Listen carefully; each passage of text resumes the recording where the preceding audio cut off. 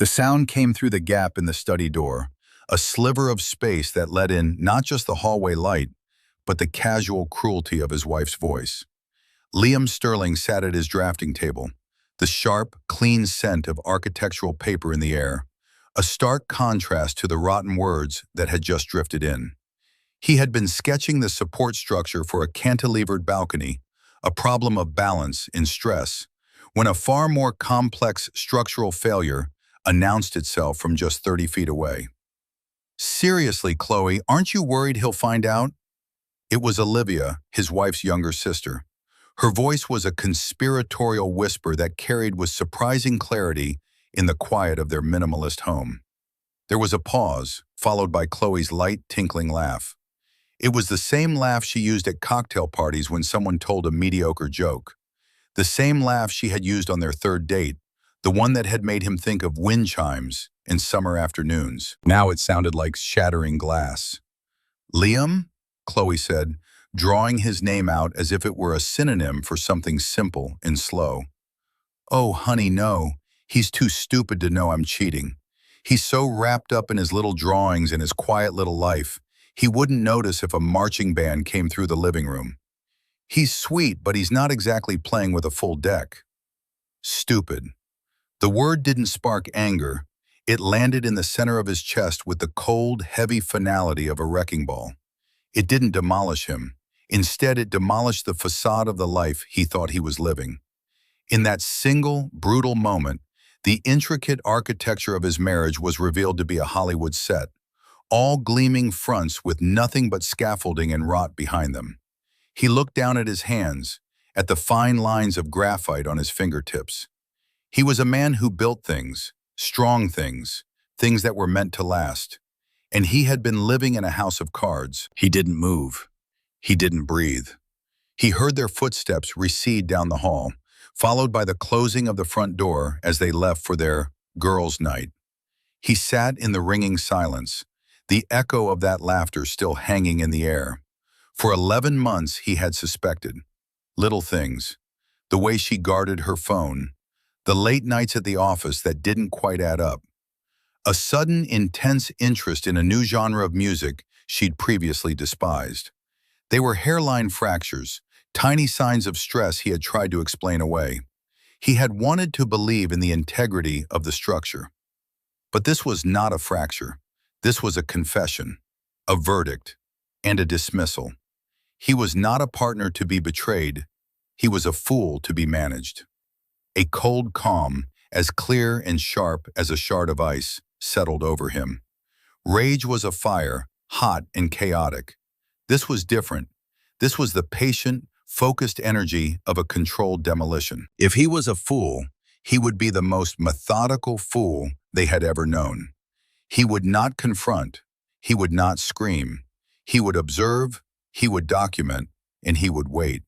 He would allow them to build their monument to arrogance as high as they wished, all while he, the quiet man with his little drawings, meticulously planned its deconstruction.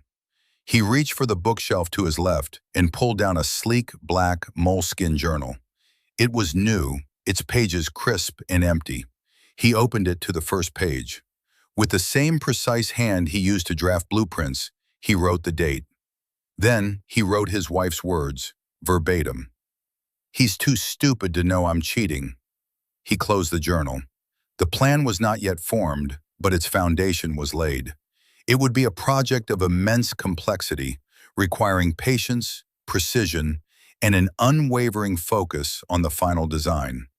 It would be his masterpiece. For the next 11 months, he would be the man she thought he was, quiet, unassuming, and utterly oblivious. He would smile his gentle smile, endure the casual condescension, and all the while, he would be building their reckoning, brick by meticulous brick. We've all felt that sting of being underestimated, haven't we?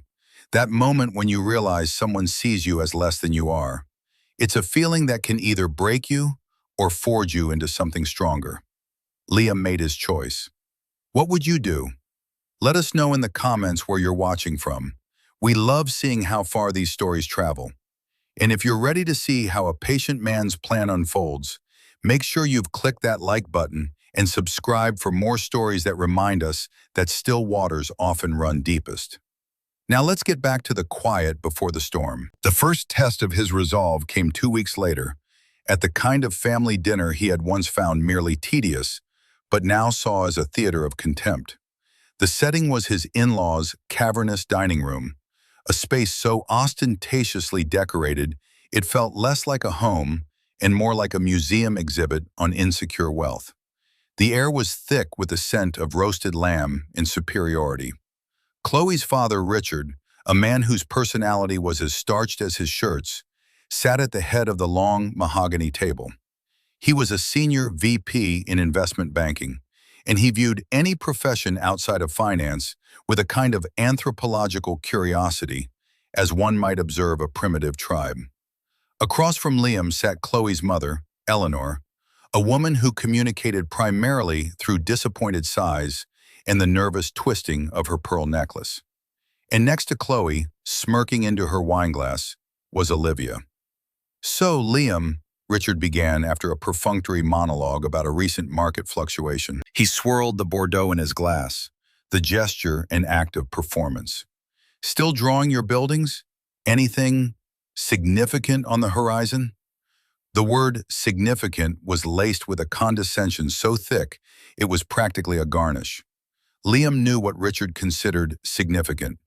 Deals in the nine-figure range, hostile takeovers, things that could be quantified on a spreadsheet and converted into bragging rights at the country club. The art of creating a space where people lived, worked, and dreamed was to Richard a quaint hobby. "I'm working on a few things," Liam said, his voice even and calm. He met Richard's gaze without blinking. "A residential project in the hills and a proposal for a new community library." Chloe sighed, a perfect echo of her mother's signature sound. "Oh, Dad, don't get him started on the library. It's a pro bono thing. Very noble, of course, but it doesn't exactly pay for my shoe collection." She laughed, and Olivia and Eleanor joined in, a small chorus of derision. Liam felt the familiar heat of humiliation rise in his cheeks, but he pushed it down, converting it into cold observation. He watched his wife. She wasn't just dismissing his work, she was offering it up to her family as an object of ridicule to solidify her own place in their cynical world. She was performing her role as the daughter who had married down, but was making the best of it. "Well, someone has to have a conscience, I suppose," Richard said, giving Liam a pat on the arm that was meant to feel like a benediction, but landed like a pat on a dog's head. "Just don't let your conscience get in the way of providing for my daughter. Those shoes don't buy themselves, you know." "Richard, be nice," Eleanor chided, though her eyes were smiling. "Liam is an artist. We can't expect him to understand the pressures of the real world." The real world. Their world of numbers and acquisitions. A world Liam secretly navigated with far more success than any of them could imagine. He thought of the file on his laptop, hidden behind 3 layers of encryption. It contained the plans for Project Nightingale, a 70-story mixed-use skyscraper in downtown Seattle he was designing under a strict non-disclosure agreement. His firm, a small, discreet practice he had founded with his own inheritance, catered exclusively to a clientele so wealthy they valued anonymity above all else. The initial consulting fee for that project alone was more than Richard's annual bonus.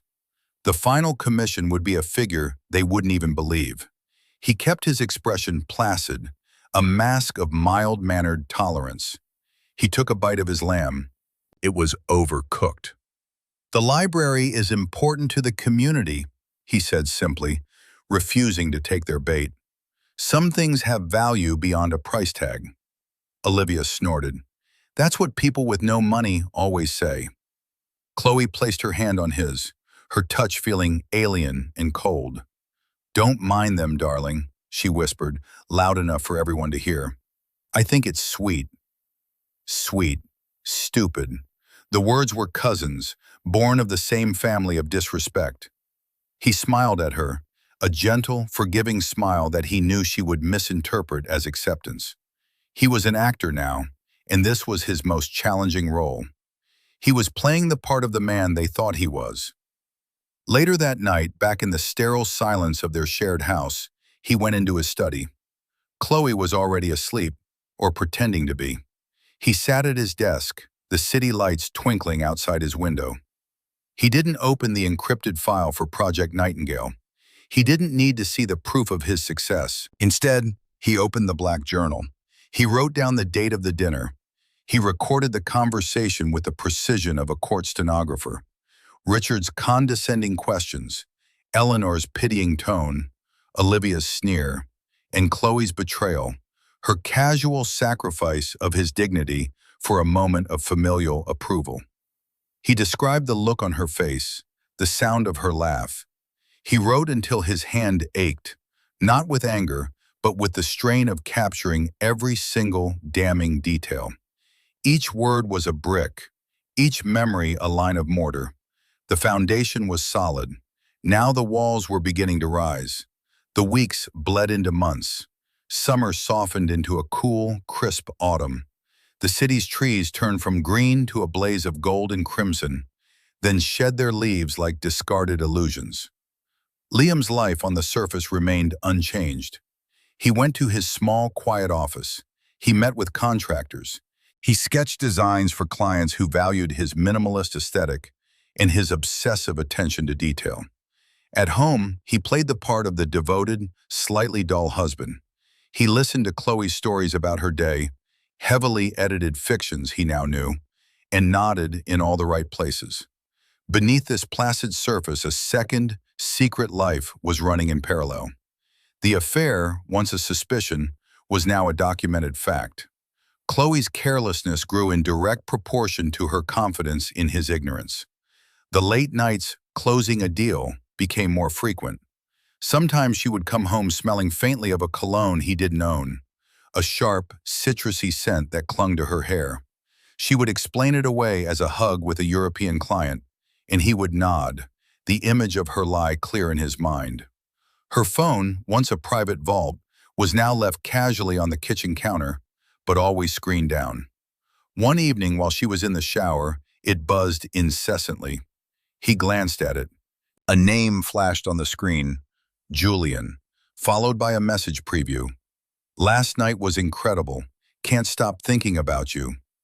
He felt a familiar, sharp pain in his chest, a physical ache of betrayal. The old Liam, the man from 6 months ago, would have been shattered. He would have confronted her, his voice choked with hurt, demanding an explanation he already knew. But the new Liam simply observed. He noted the name. He noted the time. He felt the pain, acknowledged it as a data point, an emotional receipt for a transaction he had not approved, and filed it away.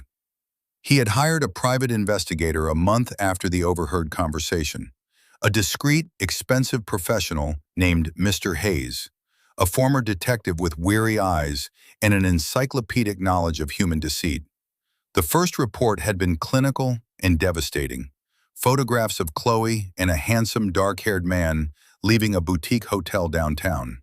Receipts from expensive restaurants Liam had never been to with her. A detailed timeline of their meetings, cross-referenced with the lies Chloe had told him about her whereabouts. The man's name was Julian Croft. He was a portfolio manager at a rival firm to her father's, a man cut from the exact same cloth as Richard. Flashy watch, confident swagger, a smile that didn't quite reach his eyes. He was everything Liam was not, and everything Chloe's family valued. Liam understood with a chilling clarity that the affair wasn't just about passion or desire. It was an upgrade. It was a correction to the mistakes she felt she had made in marrying him. Each week, a new report from Mr. Hayes would arrive in a plain manila envelope at a private post office box Liam had rented.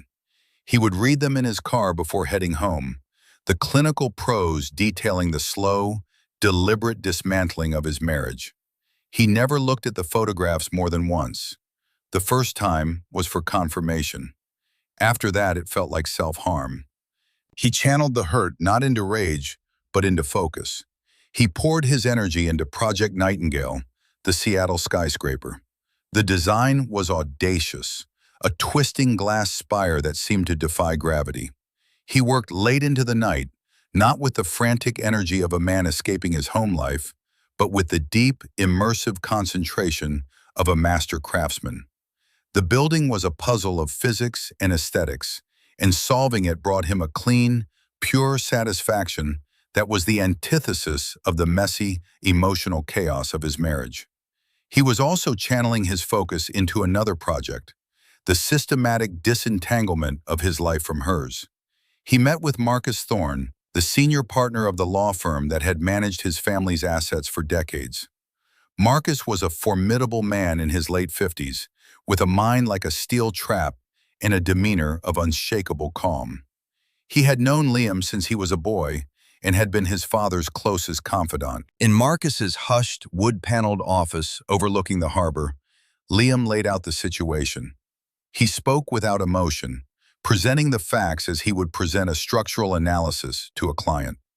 He showed Marcus the first report from the private investigator. Marcus read it, his expression unreadable. He placed the papers down on his vast mahogany desk. "What do you want to do, Liam?" "I want to be prepared," Liam said. "When I decide to act, I want it to be decisive and final. She believes I'm a fool with a moderately successful small business. She believes the house, the cars, our lifestyle are a product of our joint effort, though her salary barely covers her personal spending. She has no idea about the trust or the true scale of my firm's work." Marcus nodded slowly. "The prenuptial agreement is ironclad. Your father insisted on it. All assets from the Sterling Trust and any companies or income derived from it are your sole and separate property." "I know," Liam said, "but I want to go further. I want a complete accounting of our shared finances for the last 5 years. I want to trace every major expenditure. I want to know exactly how much of my money she has spent on this affair and on propping up her family's lifestyle." Marcus's lips curved into a rare, thin smile. "A financial forensics team. I can arrange that. It will be discreet." "That's all I ask," Liam said. "Discretion and patience." As he left Marcus's office and stepped out into the bustling city, Liam felt a sense of profound clarity. He was no longer just a victim of deceit. He was the architect of its undoing. He was gathering his materials, checking his measurements, and preparing the site. The demolition was still months away, but the blueprints were getting more detailed every day. He drove home, stopping to pick up the dry cleaning and the organic groceries Chloe preferred. He walked into the house and greeted her with a gentle smile. The dutiful, stupid husband, home from his day of drawing his little pictures. The performance was becoming second nature. The lie was his shield and his sword. As winter began to cast its long gray shadows over the city, the entitlement of Chloe's family reached a new crescendo, and Olivia was its lead vocalist. Having been a witness to the confession that started Liam's silent war, Olivia now behaved with an almost comical level of impunity, treating Liam less like a person and more like a piece of inconvenient furniture. Her contempt was a constant, low-grade hum in the background of his life. The confrontation, when it came, was not about the affair, but about money, the only language her family truly spoke. Olivia arrived at the house on a Saturday afternoon, unannounced as usual. She swept in, dressed in a designer trench coat that probably cost more than Liam's monthly grocery budget, her face a mask of manufactured crisis. "Chloe, thank God you're here," she said, completely ignoring Liam, who was sitting in an armchair reading a book on Japanese joinery. "I am having the most stressful day." Chloe, ever ready to play the role of savior, rushed to her side. "What is it, Liv? What's wrong?" "It's the condo," Olivia lamented, collapsing onto the white linen sofa. "The bank is being absolutely draconian about the down payment. I'm just a little short, and they're threatening to give it to another buyer." She named a sum, $50,000. Liam kept his eyes on his book, but his focus had shifted entirely. He was listening, recording. He knew for a fact that Olivia, a marketing director at a luxury brand, made a handsome six-figure salary. Her financial shortfall was a product of extravagant spending, not a lack of income. How short exactly? Chloe asked, her voice dripping with concern. 50, Olivia said, sighing dramatically. It's just impossible. I don't know what I'm going to do. Liam could see the entire play unfolding before it happened. Olivia wasn't asking for help. She was creating a scenario where Chloe could demonstrate her generosity and, by extension, her superior marital choice. It was a power move designed to reinforce the family narrative. Chloe, the successful one, married to the harmless artist, taking care of her less fortunate, but still fabulous, sister. Don't be ridiculous, Chloe said, her voice firm. You're not going to lose that condo. I'll transfer the money right now. She pulled out her phone, her thumbs flying across the screen. Liam didn't move a muscle, but inside, his methodical mind was cataloging the transaction. That money would come from their joint savings account, an account that was, in theory, for their future. In reality, it was an account he funded. Over 95% of the deposits came from his modest, declared income, the portion of his earnings not funneled through the trust or his firm's investment portfolios. Chloe's salary, as he knew from the forensic accountant's reports, was spent almost as soon as it arrived on clothes, spa treatments, and lunches with friends. This wasn't a loan from Chloe to Olivia. This was a direct, unauthorized withdrawal of his money. It was, in the cold, hard light of day, theft. "Oh, Chloe, you're a lifesaver," Olivia gushed, her crisis miraculously averted. "I'll pay you back, I swear." "Don't worry about it," Chloe said, waving a dismissive hand. "It's just money. What's family for?" At that, Olivia finally deigned to acknowledge Liam's presence. She looked over at him, a smug, pitying smile on her face. "See, Liam? This is what sisters do for each other. It must be nice for Chloe to be in a position to help out." The implication was clear. Chloe was the provider, the one with the real financial power in the relationship, burdened by a husband who couldn't contribute in a meaningful way. Liam slowly lowered his book. He looked at Olivia, then at his wife. He didn't show a flicker of anger. He simply offered a calm, neutral expression. "That's very generous of you, Chloe," he said, his voice quiet. His lack of protest was taken as confirmation of his weakness. Chloe beamed, flushed with the power of her magnanimity. "Of course, darling, we have to take care of family." She said "we," but she meant I. Olivia stood up, her performance complete. She gave Chloe a hug. "You're the best. I'll text you the account details. I owe you big time." As she walked past Liam on her way to the door, she leaned in and whispered, "Try not to spend it all on colored pencils, okay?" She was gone before he could even respond. Not that he would have. Her pathetic jab was just another item for the list. He watched Chloe, who was still looking at her phone, a self-satisfied smile on her face. She was proud of herself, proud of her generosity with his money, proud of her ability to solve problems her husband was too simple and too poor to handle. He felt a profound sense of detachment, as if he were watching a scene from a movie whose ending he had already written. The anger and hurt were still there, but they were distant, like a storm on a far horizon. Closer, more present, was the cold, clear certainty of his path. This act of blatant disrespect, this casual theft disguised as familial duty, was not an insult. It was a gift. It was another perfectly cut, load-bearing stone for the structure he was building. That night, after Chloe was asleep, he sat in his study. The city was a tapestry of distant lights. He opened the black journal. He wrote about the condo, the $50,000, and Olivia's parting shot. He described the look of smug satisfaction on Chloe's face. He didn't write with fury. He wrote with the dispassionate precision of an architect specifying materials for a build. Grade A arrogance, reinforced concrete entitlement, polished veneer of familial love over a core of pure contempt. The design was nearly complete. The groundbreaking was getting closer. The 11-month anniversary of the day his world fractured was fast approaching. It coincided with another, more public milestone, Chloe's 35th birthday. She had been planning it for months, and the event was a perfect crystallization of her values. It was not to be a simple gathering of friends, but a curated spectacle of success.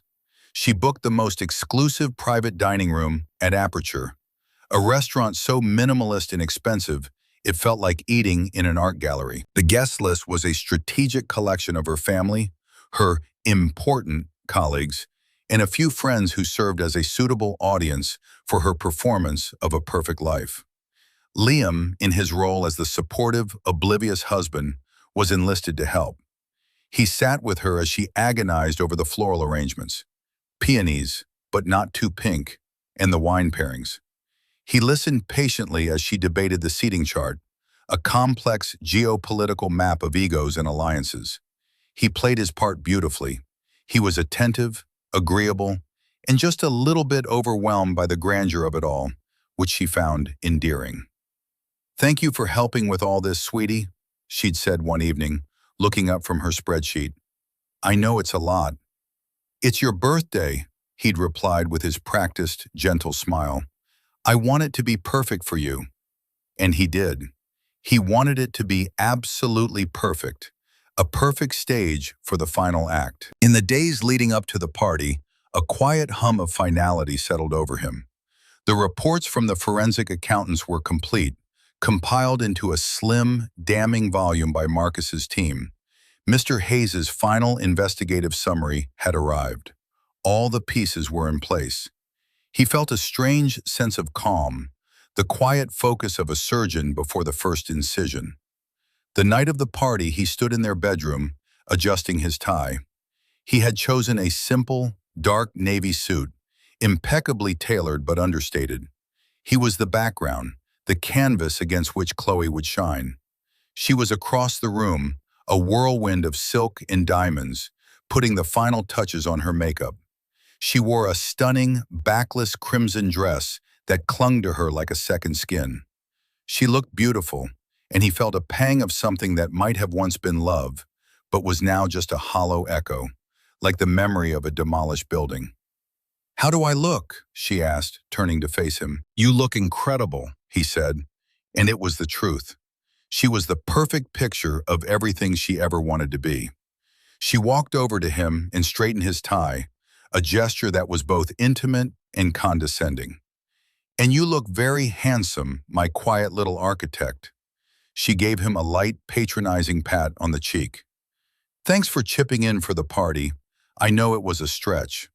She believed he had pooled his modest savings to contribute his share of the exorbitant cost. The dramatic irony was so thick he could taste it.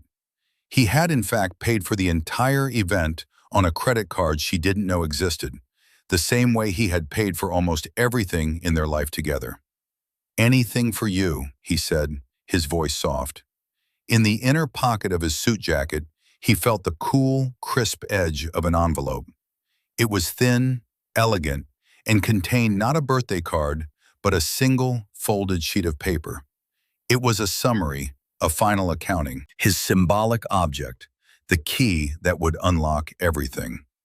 As they rode the elevator down to the waiting car service, she slipped her arm through his. "Try to have fun tonight, okay?" she said. "Don't just stand in the corner and talk about sustainable building materials. Mingle. My father will be there, so try to seem ambitious." "I'll do my best," he promised. The car slid through the glittering city streets. He looked out the window at the soaring towers of glass and steel, structures of logic and strength reaching for the sky. He had spent his life building things that were honest, their integrity visible in their very form. Tonight he would do the opposite. Tonight he would orchestrate a collapse, and it would be a masterpiece of demolition. The private dining room at Aperture was breathtaking. A single long table of polished oak stood in the center of a room with floor-to-ceiling windows, offering a panoramic view of the city's glittering skyline. The 20 guests were a carefully selected tableau of Chloe's world. Her parents, Richard and Eleanor, held court at one end. Olivia was there, laughing too loudly with a group of women in identical sleek black dresses. And there, seated strategically next to one of Chloe's colleagues, was Julian Croft. He looked exactly as he had in the investigators' photos. Handsome, confident, radiating the easy charm of a man who had never been told no.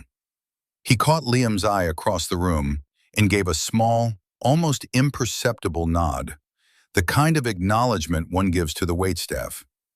Liam returned the gesture with a calm, steady gaze that held no hint of recognition or animosity.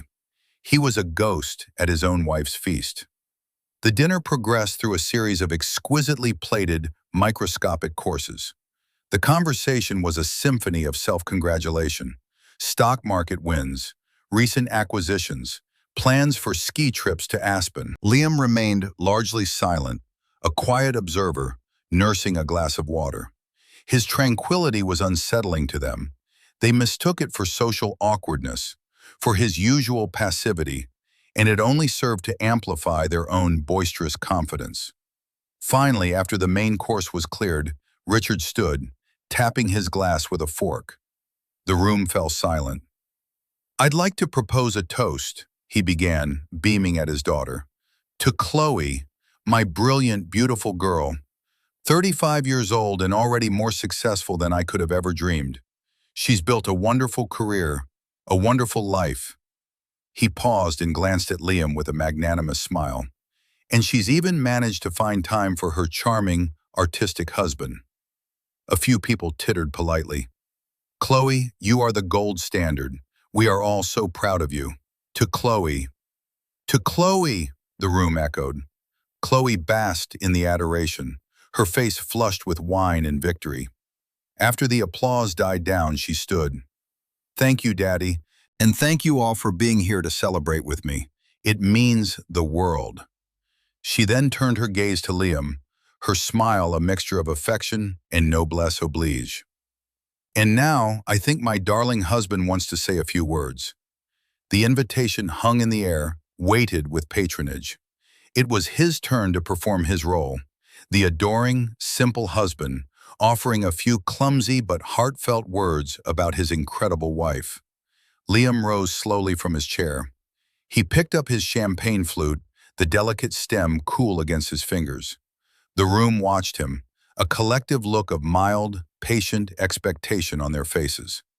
They were waiting for the sweet, awkward part of the evening before they could get to the cake.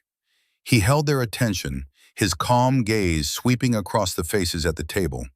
He looked at Richard, at Eleanor, at Olivia, at Julian, and finally at his wife. "Thank you, Chloe," he began, his voice perfectly even, carrying across the silent room.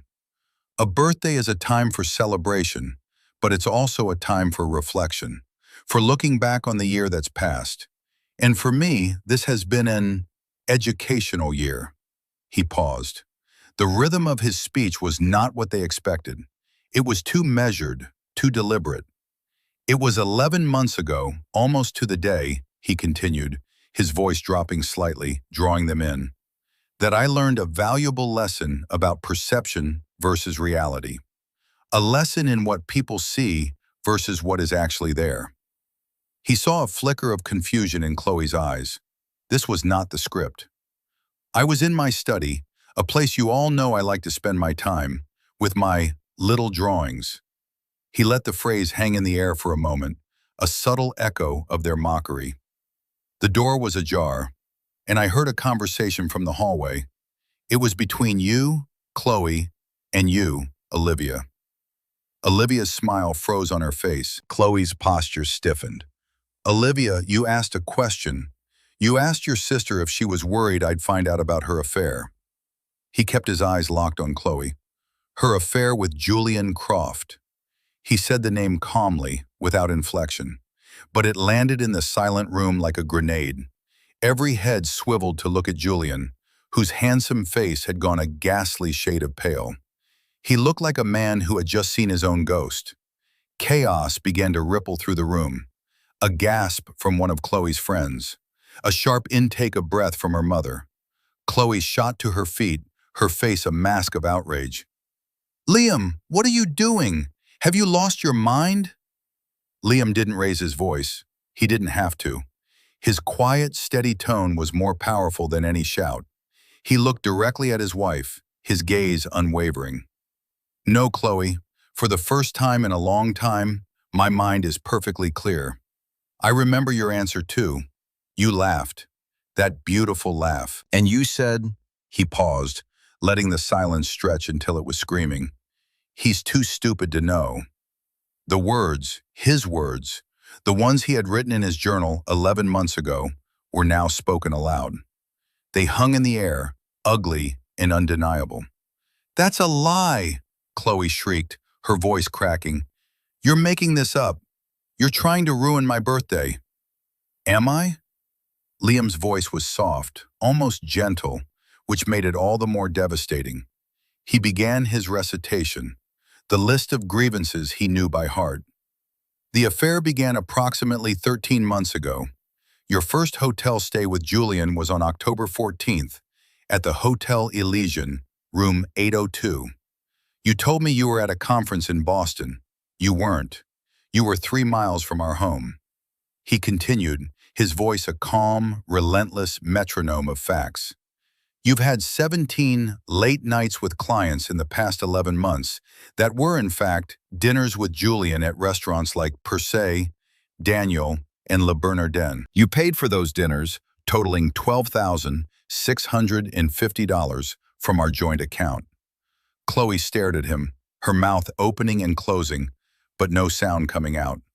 The forensic detail was suffocating her denials. You bought him a watch for his birthday in April, a Panerai Luminor. It cost $22,000. You told me you were making an early payment on our taxes. He turned his gaze to Julian, who looked like he wanted the floor to swallow him whole. I hope you enjoy it, Julian. You're wearing it now, I see. Julian instinctively covered his left wrist with his right hand. The gesture was a confession in itself. Liam reached into the inner pocket of his jacket and drew out the elegant, slim envelope. It looked like a birthday card. He slid out the single sheet of paper it contained. This is just a brief summary, Chloe. A little birthday gift from my accountants. It details the funds you've misappropriated from our shared assets for your extracurricular activities. He placed the paper on the table in front of her empty plate. The grand total, not including gifts or hotels, just cash withdrawals and unverified credit card charges, comes to $78,450. He then turned his level gaze to her sister.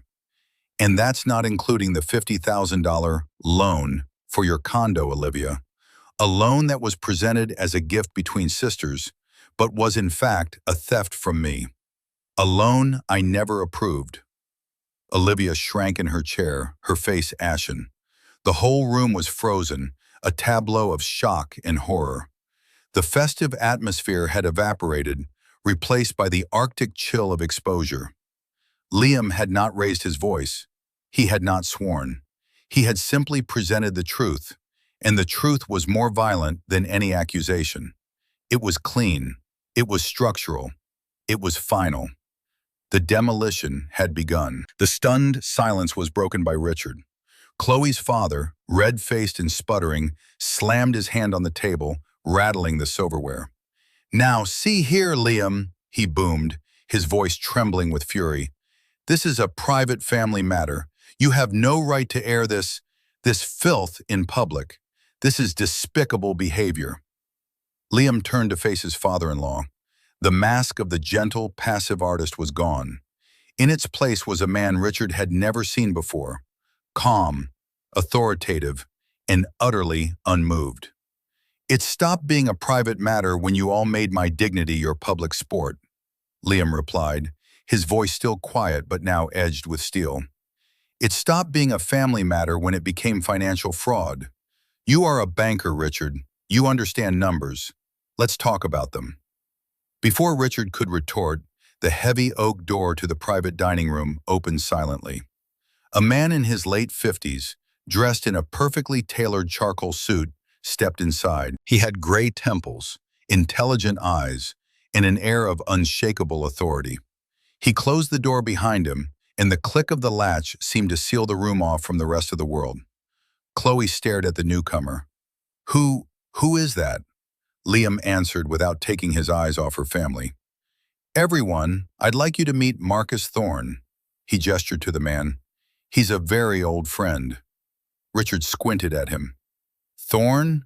Of Thorne, Covington and Hale? The law firm? The very same, Marcus said, his voice a smooth baritone. So you brought your lawyer? Richard sneered.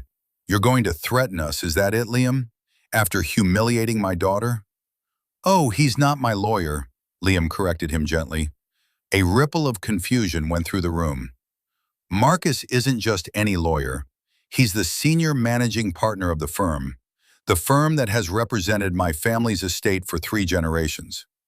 This statement landed with a heavy, thudding silence. Chloe's family exchanged bewildered glances. Liam's family? They knew nothing of his family, other than that his parents had passed away years ago. They had always assumed he came from a modest, unremarkable background. It was a crucial part of their narrative about him. My name is Liam Sterling, he said, his voice resonating with a new weight. You've all known me as an architect with a small, struggling practice. That was the story you were comfortable with. It's the story I allowed you to believe. He took a slow breath. The truth is, my small practice is a boutique firm I founded called Stratos Design. We don't advertise. We don't have a flashy website. Our client list is confidential. We specialize in discreet, ultra-high net worth projects. The community library I was working on was actually the private gallery and research archive for billionaire philanthropist David Chen. And the residential project in the hills, you all mocked, is Project Nightingale, a 70-story commercial and residential tower in Seattle. My firm is a lead architect. My personal commission from that project alone will be more than the entire net worth of everyone in this room combined. A wave of disbelief washed over their faces. It was too much to process. It shattered the very foundation of their understanding of him. But that, Liam continued, is just my job. It's separate from the Sterling Trust, the estate my grandfather founded and my father grew. An estate I inherited when I was 25. The home you live in, Chloe, I paid for in cash from that trust. The cars you drive, the vacations we've taken, the life you've flaunted to your friends, it was all funded by me. By the stupid, quiet man you thought you were so cleverly deceiving. He let the truth settle, a devastating weight crushing their arrogance. Marcus Thorne stepped forward, holding a thick, leather-bound folder. He moved with the unhurried grace of a predator. He walked to Chloe's side and placed the folder on the table next to the single sheet of accounting summary. Those, Liam said, his voice devoid of all emotion, are the divorce papers, Mrs. Sterling, effective immediately. Marcus added, his tone clinical, and a detailed accounting of the assets Mr. Sterling will be reclaiming under the terms of your prenuptial agreement. I suggest you read it carefully. Chloe stared at the folder as if it were a venomous snake. Prenuptial agreement. She remembered signing it a week before the wedding. Liam had presented it as a simple formality.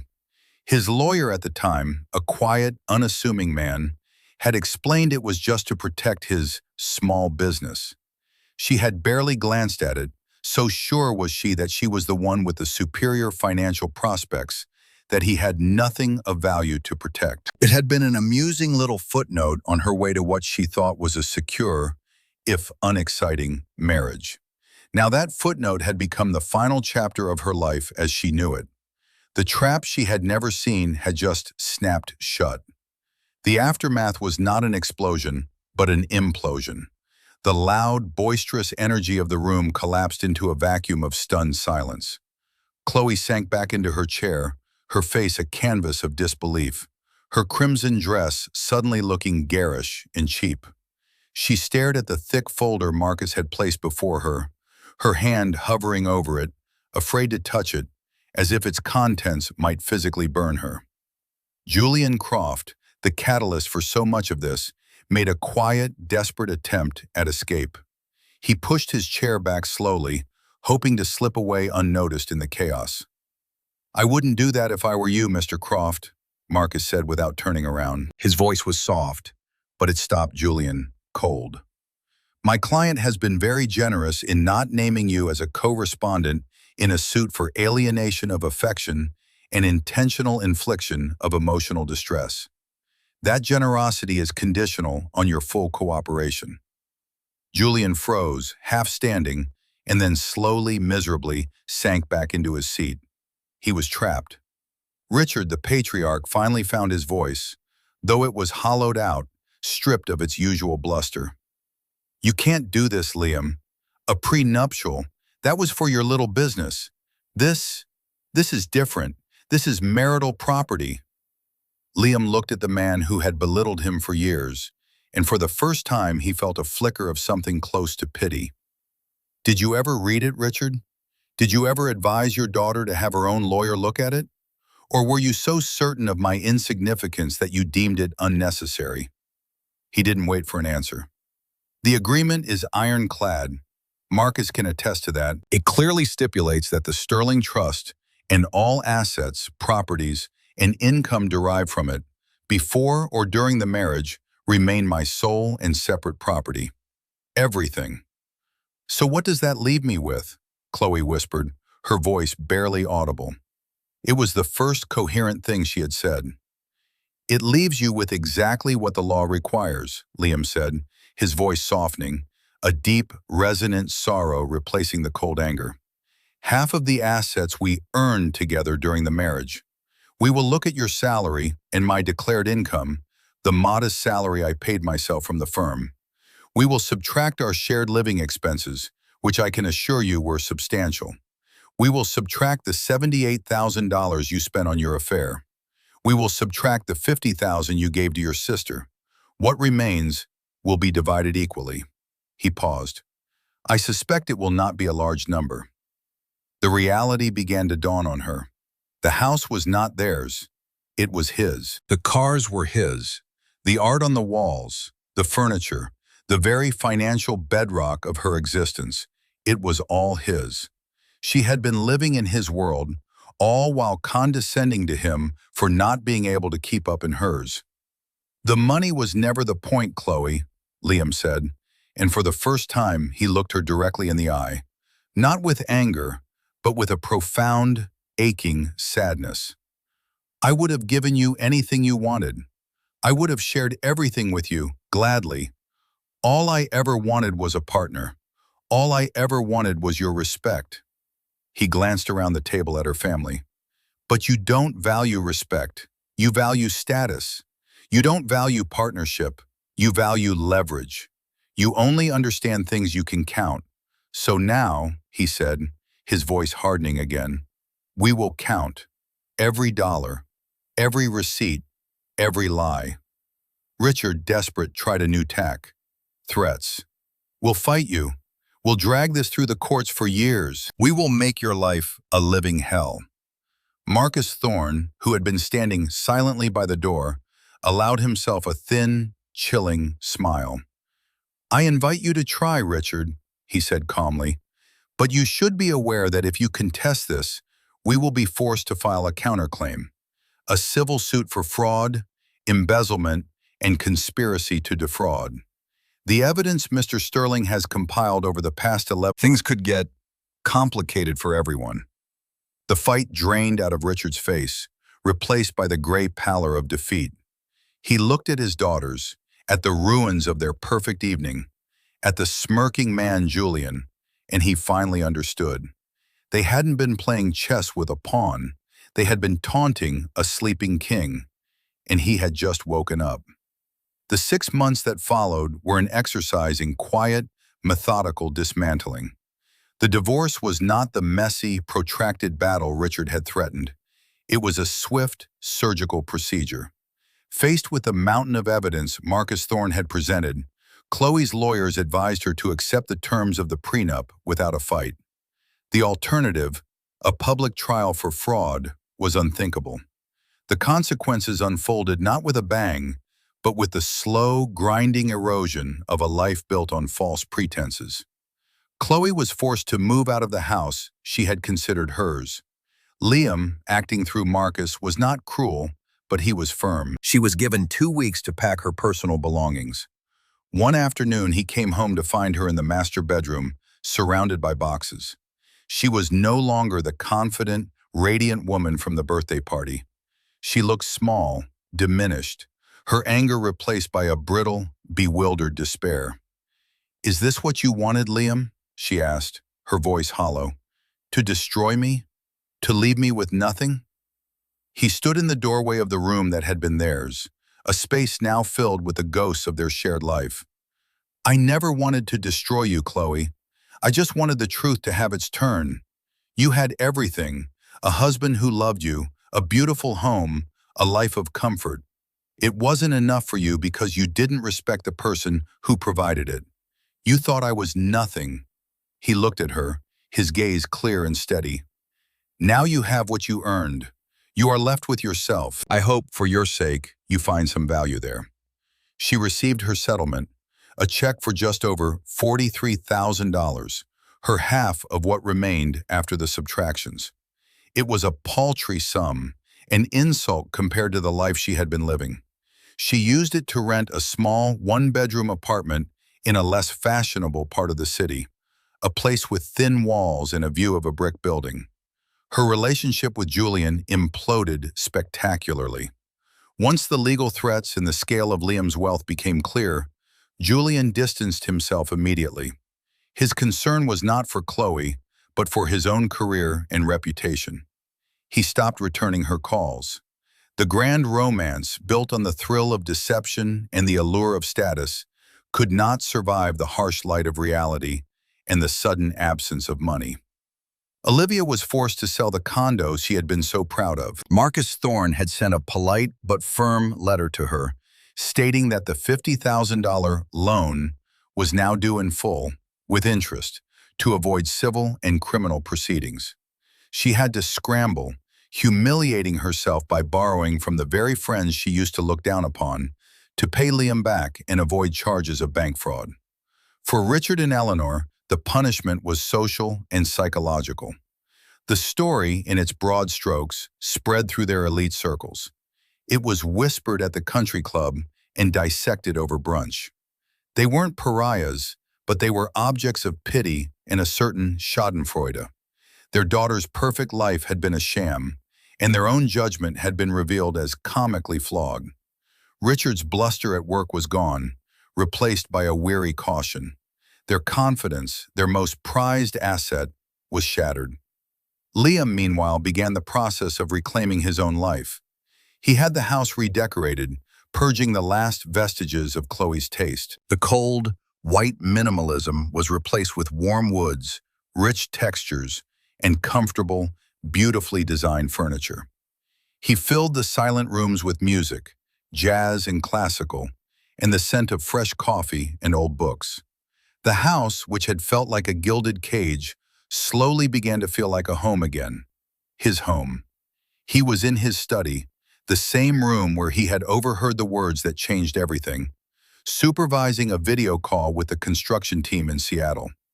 On the large screen, the steel skeleton of Project Nightingale was rising into the sky, a magnificent, tangible reality. He was calm, decisive, and fully in his element, guiding the project with the quiet confidence of a man who knew exactly who he was. He felt no joy in Chloe's downfall, no thrill of victory.